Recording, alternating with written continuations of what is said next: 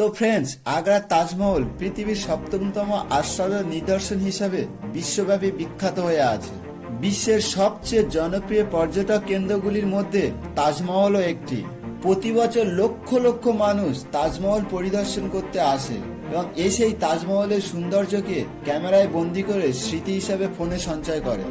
আবার এই তাজমহল বিশ্বজুড়ে প্রেমিক প্রেমিকাদের কাছে অনুপ্রেরণার উৎস হিসাবে গণ্য করা হয়।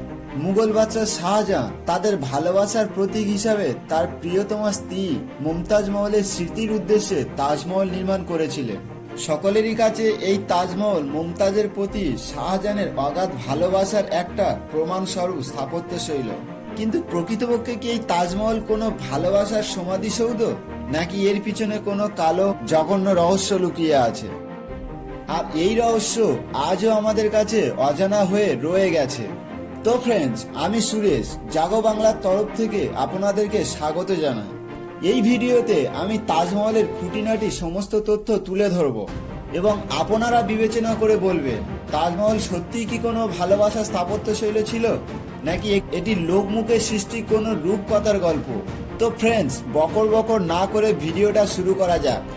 তৎকালীন মুঘল বাদশাহ জাহাঙ্গীরের তৃতীয় পুত্র শাহাবুদ্দিন মোহাম্মদ খুররম বর্তমানে পাকিস্তানের লাহোরে ৫ই জানুয়ারি ১৫৯২ সালে জন্মগ্রহণ করে। অপরদিকে চতুর্থ মুঘল বাদশাহ নুরউদ্দিন মোহাম্মদ জাহাঙ্গীরের ২০তম বিবি ছিল নূরজাহান। নূরজাহান ইরানি পরিবারে জন্মগ্রহণ হয়। বলা হয় পরমা সুন্দরী নূরজাহান ১৬ বছর ধরে পর্দার পিছনে থেকে মুঘল দরবারে শাসন চালিয়েছিল, আর তার এই কৃতিত্বের জন্য মুঘল রাজসভায় তাকে বাদশাহ বলা হতো। নূরজাহানের ভ্রাতা আশফ খাঁর ঘরে ২৭ এপ্রিল ১৫৯৩ সালে কন্যা সন্তান জন্ম নেন, আর যার নাম রাখা হয় আরজুমান্দ বানু। সোজা ভাষায় বলা হয় আরজুমান বানু মুঘল বাদশাহ জাহাঙ্গীরের স্ত্রী নূরজাহানের ভাইজি। একবার আরজুমান বানু আগ্রার মিনা বাজারে ঘুরতে আসে, আর এখানেই প্রথমবার যুবরাজ খুররম আরজুমানকে দেখে, আর দেখেই তার অপরূপ সৌন্দর্যে মুগ্ধ হয় আর তাকে হৃদয় দিয়ে বসে। ১৬ এপ্রিল ১৬০৭ সালে দুজনার মধ্যে ভালোবাসার সম্বন্ধ বন্ধনে বাঁধা হয়। বলা হয় দুজনার মধ্যে যখন প্রথমবার দেখা হয় তখন দুজনার বয়স ছিল শাহজাহানের ১৫ বছর, মুমতাজের ১৪ বছর। ১৬২৭ সালে পিতা নুরউদ্দিন মোহাম্মদ জাহাঙ্গীরের মৃত্যু হওয়ার পর যুবরাজ খুররম মুঘল সিংহাসনে বসেন এবং নিজেকে শাহজাহান হিসাবে পরিচয় দেয়। এইভাবে খুররম থেকে বাদশাহ শাহজাহান হয়। এরই ভিতর শের আফগান খান নামক এক মুঘল সুবেদারের সঙ্গে আরজুমান বানু বেগমের বিবাহ হয়, কিন্তু শাহজাহান নিজের সেনাপতি শের আফগানকে হত্যা করে, আর ১০ই মার্চ ১৬১২ সালে পুনরায় আরজুমান বানুকে বিবাহ করে, আর তার নাম পাল্টে নাম রাখে মুমতাজ মহল।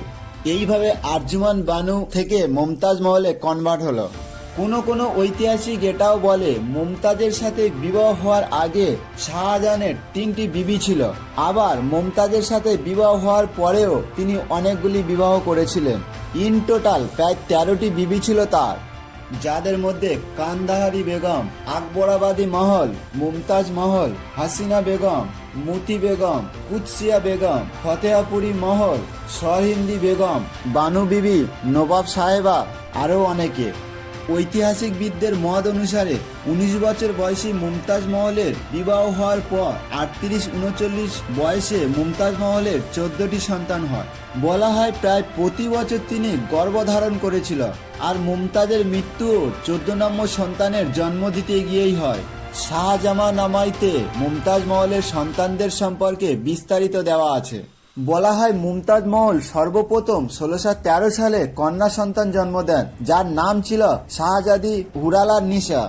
এরপর ১৬১৪ এপ্রিল মুমতাজ দ্বিতীয়বার মা হয়, জন্ম দেয় জাহানারাকে। পরবর্তীকালে মুঘল দরবারে জাহানারার চরিত্রের উপর ব্যাপক প্রভাব পড়েছিল। মার্চ ১৬১৫-তে মুমতাজ মহল প্রথম পুত্র সন্তান দারা শিখোহকে জন্ম দেন। এর পরের বছর ১৬১৬ জুলাই শাহ সুজার জন্ম হয়। সেপ্টেম্বর ১৬১৭ সালে শাহজাদি রোশনারার জন্ম হয়। এরপর ১৬১৮ নভেম্বর মুমতাজ জন্ম দেয় ঔরঙ্গজেবকে, যে কিনা পরবর্তীকালে মুঘল ভারতের সুলতান হয়, যার ক্রূরতাপূর্ণ নির্মম অত্যাচারিত শাসন আজও ভারতের ইতিহাসের পাতায় উজ্জ্বল অক্ষরে লেখা আছে। এইভাবে মুমতাজ মহল 1613 থেকে 1631 সাল পর্যন্ত প্রায় প্রতি বছর একটি করে সন্তানের জন্ম দেয়। মুমতাজ মহলের 6 সন্তান অপুষ্টি ও রোগ ব্যাধির কারণে মৃত্যু হয়। মুমতাজ মহলের মৃত্যু হওয়ার আগে যে কন্যা সন্তানের জন্ম দেন তার নাম ছিল গৌরারা বেগম। 14 নম্বর সন্তান জন্ম দেওয়ার সময় মুমতাজ 30 ঘন্টা প্রসব যন্ত্রণায় ভোগে। মুমতাজের যখন মরণের শেষ সময় আসে তখন বাদশাহ শাহজাহানকে তার কাছে ডাকে আর তাকে ডেকে বলে, আমার শেষ ইচ্ছা যদি পারো তো পূরণ করার চেষ্টা করো। বাদশাহ কসমকে তাকে বলে, তোমার সব ইচ্ছা পূরণ করা হবে।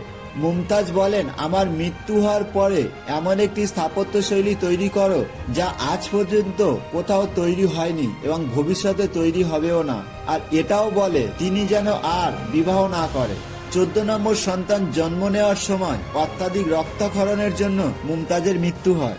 মুমতাজ মহলের শেষ ইচ্ছা পূরণ করার জন্য বাদশাহ শাহজাহান 1631 সালে তাজমহলের কাজ শুরু করে। প্রতিদিন 22,000 শ্রমিক 22 বছর ধরে আগ্রার যমুনা নদীর তীরে 1653 সালে তাজমহলের নির্মাণ কাজ শেষ করেন। মুমতাজ মহলের মৃত্যুর 7 দিন পর বাদশাহ শাহজাহান মুমতাজের ছোট বোন ফারচনাকে বিবাহ করে।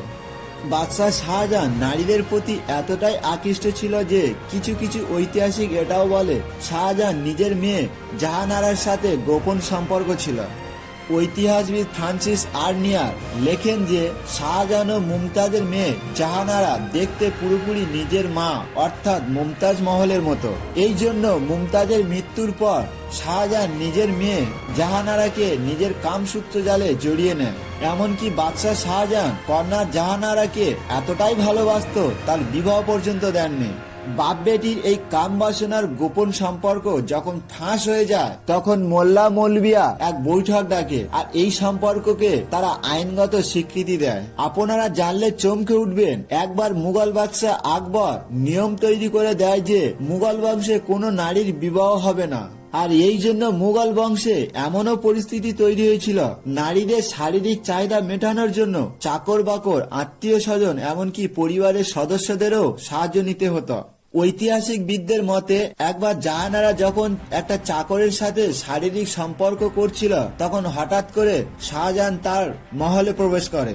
বাদশাকে দেখে চাকর ভয় পেয়ে একটা তাঁবুর মধ্যে লুকিয়ে পড়ে। বাদশাহ শাহজাহান তাঁবুটিকে আগুন লাগিয়ে দেয় এবং চাকরটাকে জীবন্ত জ্বালিয়ে দেয়। পিতা শাহজাহান ও জাহানারার এই কামসূত্রের গোপন সম্পর্ক যখন মুঘল বাদশাহ ঔরঙ্গজেব জানতে পারে তো তিনি দুজনকে আগ্রার দুর্গে বন্দী করিয়ে দেয়। ঔরঙ্গজেব একটা আদর্শ সন্তানের দায়িত্ব পালন করে নিজের পিতা নারীদের প্রতি শারীরিক কাম বাসনার বিষয়টি বুঝতে পেরে তিনি নিজের পিতার সাথে দাসীদের রাখার হুকুম দেন। শাহজাহান আগ্রার দুর্গে 8 বছর বন্দী হওয়ার পর 22 জানুয়ারি 1666 সালে 74 বছর বয়সে তার মৃত্যু হয়। তার হিস্ট্রি স্টোরি অনুসারে শাহজাহানের মৃত্যু অত্যাধিক কাম উত্তেজনার ঔষধ খাওয়ার ফলে হয়েছে। টোটাল দাঁড়ালো তাহলে জীবনের শেষ মুহূর্ত পর্যন্ত তিনি রোমান্টিক ব্যক্তির পরিচয় দিয়েছেন। শাহজাহান মুমতাজের সাথে বিবাহ হওয়ার আগে এবং বিবাহ হওয়ার পরেও অনেকগুলি বিবাহ করেছিল, এমনকি নিজের কন্যার সাথে শারীরিক সম্পর্ক পর্যন্ত রাখে। এবং বলা হয় মুঘল বাদশাদের মধ্যে শাহজাহানের সেবাদাসী ছিল সব থেকে বেশি 8,000। একথা ঠিক, শাহজাহান মুমতাজের স্মৃতির উদ্দেশ্যে তাজমহল নির্মাণ করেছিল। আবার একথাও ঠিক, তাজমহল বিশ্বের সুন্দর স্থাপত্য নিদর্শনগুলির মধ্যে একটি। কিন্তু প্রশ্ন হলো এটাই, তাজমহলকে ভালোবাসার নিদর্শন বলা কতটা যুক্তিসঙ্গত? যদি শাহজাহান মুমতাজকে এতটাই ভালোবাসতো তাহলে তার মৃত্যুর সময় তাকে কথা দিয়েছিল সে যেন আর বিবাহ না করে, কিন্তু তার মৃত্যুর পরেও শাহজাহান অনেকগুলি বিবাহ করেছিল। তো ফ্রেন্ডস, আমি আপনাদের সামনে তাজমহল সম্পর্কে সমস্ত তথ্য তুলে ধরলাম। এবার আপনারা বিবেচনা করুন, তাজমহল কি সত্যি পবিত্র ভালোবাসার চিহ্ন নাকি শুধুমাত্র সুন্দর একটা স্থাপত্য? কিন্তু সত্য কথা তো এটাই, তাজমহল আকর্ষণের পিছনে শুধুমাত্র সুন্দর স্থাপত্য নয়, বরং লোক তাজমহলকে আলাদা চোখে এই জন্য দেখত কেননা তাজমহলকে ভালোবাসার চিহ্ন বলা হয়। এবার আপনারা কমেন্ট করে জানান, তাজমহল ভালোবাসার নিদর্শন নাকি শুধুমাত্র একটি সুন্দর নিদর্শন?